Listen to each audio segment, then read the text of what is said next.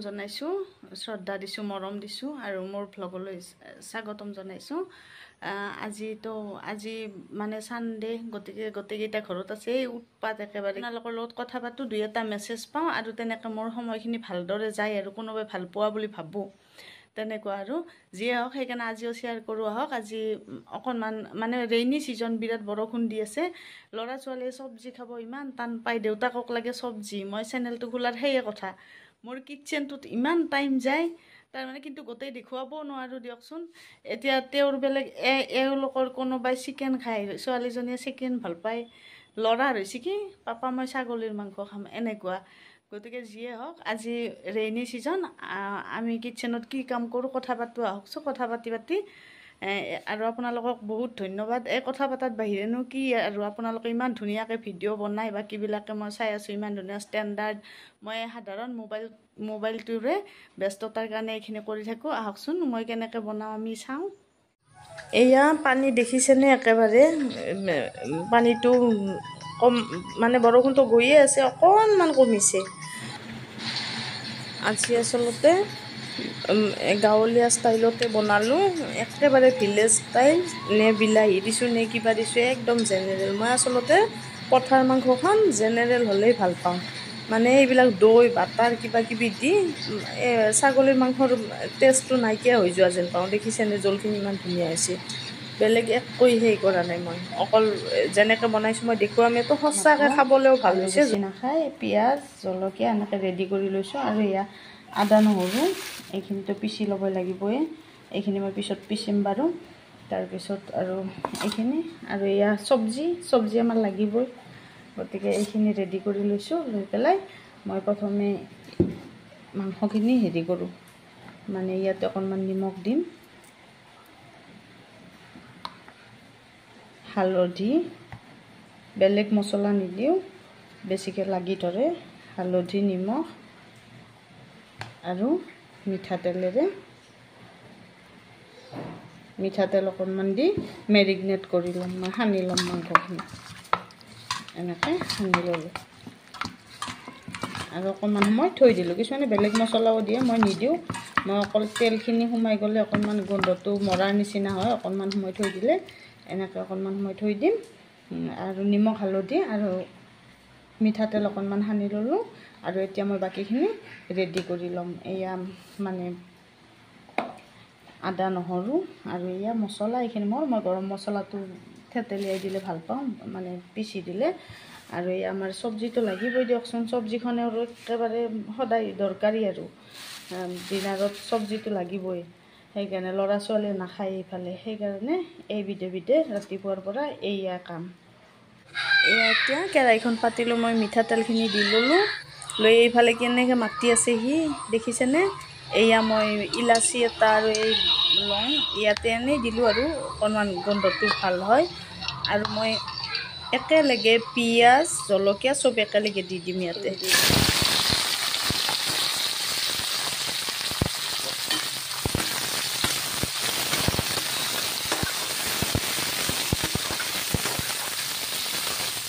একেবাৰে আমাৰ গাঁৱলীয়া ষ্টাইলত আগতে এই সকামবিলাক বিয়াবিলাকৰ মানে খানাবিলাকত এতিয়া বাৰু তেনেকৈ এখন বেলেগ ডিছ ময়ো কৰিব বিচাৰোঁ মানে ছোৱালীজনীৰ সেইটো মই অলপ টাউনৰ নিচিনাকৈ ডিছ এখন দিব চেষ্টা কৰিছোঁ গতিকে তাৰ লগতে পিঁয়াজটো সিজি যাব মই বেছি ৰঙচুৱা হোৱালৈ নাথাকোঁ এনেকৈ মাংসখিনি দি দিলোঁ পিঁয়াজ ৰঙচুৱা হোৱালৈ নাথাকোঁ মই মাংস বনালে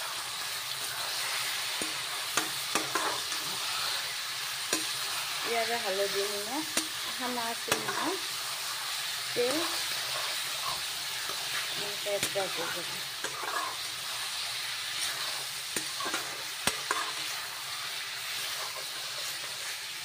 এই গাঁৱলীয়া ষ্টাইলৰ পঠাৰ মাংসটো মই কিন্তু বেছি পচন্দ কৰোঁ ভাল পাওঁ ইমান দামী মাংসটো কিবা এই চচ দি কিবা দি আজিকালি মানে আমাৰ যিবিলাক হেৰিৰ খানা হয় লজত দিয়া বা ভৱনত দিয়া খানাবিলাকত একেবাৰে মই টেষ্টটো নাপাওঁহে চচ দিব কিবা বাটাৰ কিবা কিবি দি পঠাৰ মাংসৰ যিটো গোন্ধ কিবা বেলেগ হৈ যায় কিন্তু চিকেনটোত দিলে বেয়া নাপাওঁ মই এইটোত মই এনেকৈ চিম্পুলকৈ বনাওঁ, গাঁৱলীয়া ষ্টাইলত ভাল পাওঁ খাই।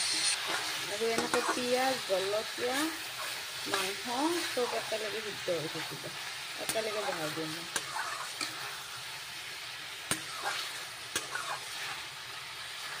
জুইটো অকণমান কমাই দিম, দি পেলাই ঢাকনি নিদিওঁ মই, ঢাকনি দিলে কালাৰটো নাহে। ভিলেজ ষ্টাইল মাংস দেখিছেনে, জলকীয়া পিঁয়াজ চব একেলগে এনেকৈ সিদ্ধ হৈ থাকিব। সিহঁত কি ধুনীয়া কালাৰ হ'ব চাবচোন। ঢাকনি নিদিওঁ খালি মই, ঢাকনি দিলে কালাৰ নাই। আলুটোও দি দিলোঁ কেঁচা কেঁচাই, পূৰা ইয়াত আৰু কোনো ধৰণৰ হেৰি নাই। মাহঁতে ৰন্ধাৰ নিচিনা ৰান্ধিম। মাহঁতে অৱশ্যে অমিতাও দিছিল, ভাল লাগে। এনেকৈ জলকীয়া পিঁয়াজ চব একেলগে ইয়াতে মেৰিনেট হৈ থাকিব। এনেকৈ পাতলকৈ একো বেয়া নহয়। মাংস সোৱাদটো মই তেতিয়াহে পাওঁ। মাংসত বেছি এইবিলাক হেৰি কৰিলে মই ভাল নাপাওঁ। গতিকে মোৰ ষ্টাইলত ভিলেজ ষ্টাইল মাটন এদিন খাই চাবচোন। আলুটো মই আগতে ভাজি ল'লে কালাৰটো ভাল হয়, এতিয়াও হ'ব কালাৰ। মই একেলগে দি থৈ দিওঁ, এনেকৈ মাংসও সিদ্ধ হ'ব, জলকীয়া চব একেলগে সিদ্ধ হৈ যাব। আৰু এতিয়া মই এই নহৰুৰ পেষ্টটো দিওঁ। নহৰুৰ পেষ্টটো মই মানে এই ভাজোতে দি লওঁ, বাকী মছলা বেলেগ। আৰু আদাটো মই ভাজোতে বেছি নাভাজোঁ, মই আদাটো চিকেনৰ আঞ্জাতে আদাটো বেছি নাভাজোঁ। আঠটা লাগে নহয়, মানে নিমিলা যেন পাওঁ। গতিকে এনেকৈ ৰান্ধি খাই চাবচোন, বেছি গৰমো নহয়, ধুনীয়া লাগে। আৰু পানীটোও ইয়াতে টাইম মই নিদিওঁ বেছিভাগ, এনেকৈ অকণকৈ দি থাকোঁ, লৰাই থাকোঁ পানী। অকণমান পানী দিম, দি পেলাই আৰু সিদ্ধ কৰি ল'ম, তেনেকুৱা। আৰু অকণমান পানী দিম, তেনেকৈ বনাওঁ। ইমানটো মই 1 ঘণ্টা ৰান্ধিছোঁ মাংসখিনি, বা 1 ঘণ্টা 10 মিনিট। ইমানটো আৰু দেখুৱাব নোৱাৰি ন, বিৰক্তিয়ে পাব। এনেকৈ ভাজি লৈ অকণমান পানী দিলে একো নহয়, অলপকৈ দি থাকিলে। আচলতে পঠাৰ মাংসটো, মাংস যিমানেই নহওক, মানে 1 কিলো হওক, 2 কিলো হওক, আধা কিলো হওক, টাইমটো সমানেই লাগে। মিনিমাম 1 ঘণ্টা লাগেই। গতিকে যিমান সিদ্ধ কৰে সিমানেই টেষ্টটো আহে। বহুতে পঠাৰ মাংস সেইকাৰণে ভাল নাপায়। আদাটো এতিয়া দিলোঁ মই, পানী দিয়াৰ পিছত এনেকৈ। বহুতে সেইকাৰণে পঠাৰ মাংসটো, ছাগলীৰ মাংস বহুতে নাখায়। আৰু ইয়াত ধনিয়া গুড়ি দিলোঁ, জিৰা গুড়ি, ধনিয়া গুড়ি অকণ দিলোঁ। এনেকৈ দি মছলাখিনি এতিয়া মই দি ল'ম অলপকৈ। নিমখটো দিয়ে থলোঁ, হালধি দিয়ে থলোঁ, সানোতে দিছোঁ। আৰু এতিয়া বাকী মছলা জিৰা দিলোঁ, ধনিয়াৰ গুড়ি দিলোঁ, আৰু তেনেকৈ আদা নহৰু দিলোঁ। বাকী বেলেগ মছলা একো নিদিওঁ, অকণমান মিট মছলা দিম চাবচোন। আৰু গৰম মছলাখিনি যে লৈছিলোঁ সেইখিনি দিম মই, পেষ্ট কৰা আছে।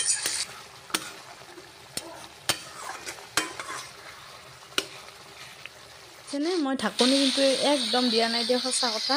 ঢাকনি দিয়া নাই, আৰু পানীখিনি শুহি গ'ল। এনেকৈ যদি 1 ঘণ্টা ৰান্ধে, নোখোৱা মানুহেও 1 ঘণ্টা 10 মিনিট ৰান্ধে, নোখোৱা মানুহেও পঠা ছাগলী মাংস খাব।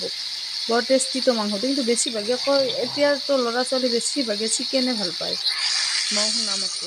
আৰু ইয়াতে আৰু এবাৰ পানী দিলোঁ ইয়াতে। মই 2nd টাইম দিলোঁ পানী। আৰু এনেকৈ এইখিনি শুহি যোৱাৰ পিছত আকৌ দিম অকণমান, তেনেকুৱা। 2বাৰ মই শুহাওৱেই।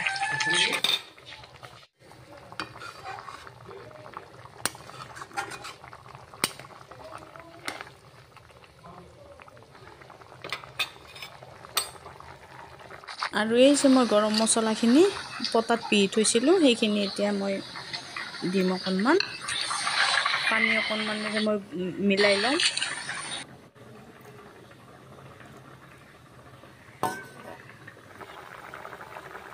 মই পিচি লোৱা গৰম মছলাখিনি দিলোঁ মই পানীৰে মিহলাই, দি পেলাই লৰাই দিম। দেখিছেইতো আপোনালোকে, মই বেলেগ একো ব্যৱহাৰ কৰা নাই। আৰু এয়া মিট মছলা অকণমান দিলোঁ, মাটন মছলা।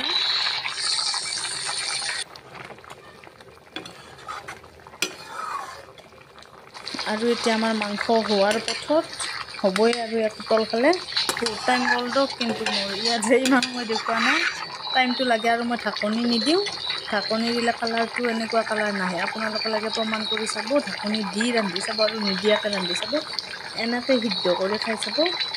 হৈ গ'ল আৰু এতিয়া 1.5 ঘণ্টা 2 ঘণ্টা 1.5 ঘণ্টা মানে 1 ঘণ্টা হৈ গ'ল হোৱা।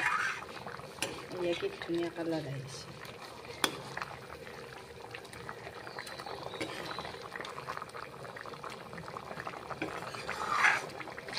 আৰু হৈছে মোটামুটি। এতিয়া মই গেছটো অফ কৰি দিম।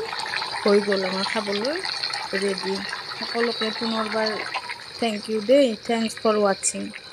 এয়া মাটন কাৰী ৰেডি। আৰু মোৰ এইফালে চব্জি হ'ল, দাইল হ'ল, ভাত হ'ল, চব হ'ল।